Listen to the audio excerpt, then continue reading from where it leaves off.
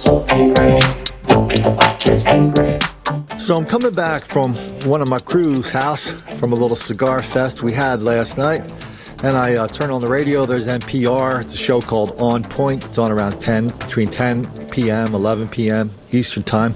And there's this woman interviewing a black guy who wrote a book saying, no, we shouldn't have guns because, white people are always pointing guns at people like me, and cops are always pointing guns at people like me, and it's not safe, so we got to get rid of all guns. And then they get a woman on the phone who started a group for, she has two groups. One, teach black girls how to put on makeup and do their hair. Two, another group to teach black women how to use guns, how to get guns and use them. She's had a gun for a year, so she's now an expert. Anyway, so the people at NPR very politely and asked her, so why did you get a gun?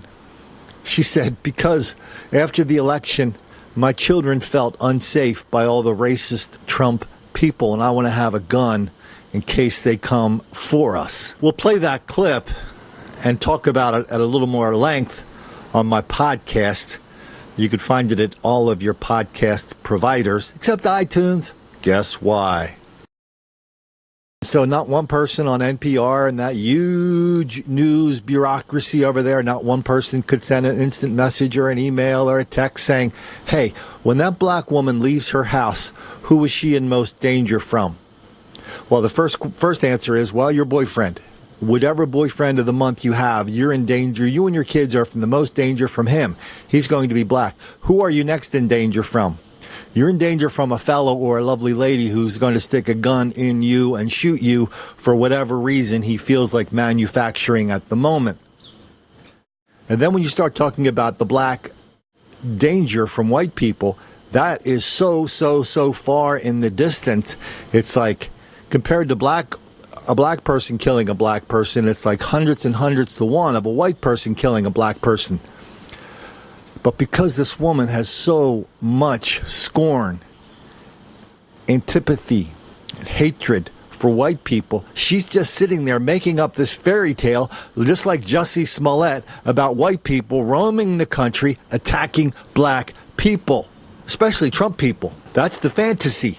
This is the reality. Grabs me by my hair, pulls me out of the window, and that's when she has the taser trying to go for my throat, and it's like punching me in the face, punching me in the eyes, just beating me. This cell phone video shows the assault Jacob Jordan experienced Sunday morning while working at this McDonald's in Brownsville, Tennessee.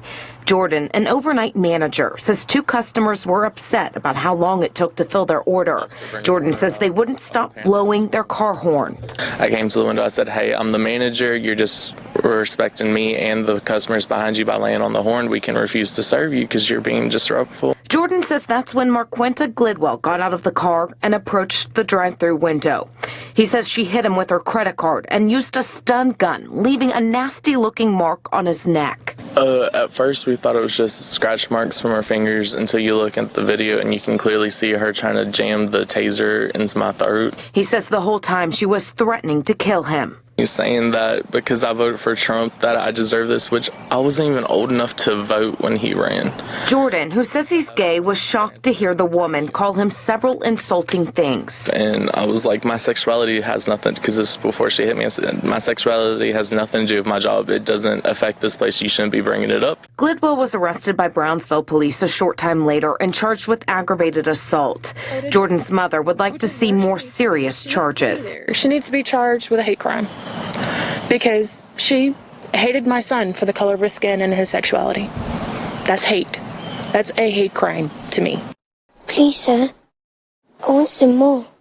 Boy, that was really a trifecta, wasn't it? What? We've got a black woman attacking a white guy, a gay guy, and a guy she thinks is a Trump supporter.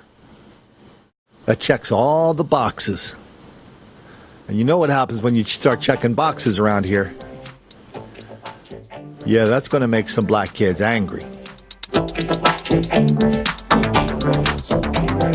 Don't make the black kids angry. So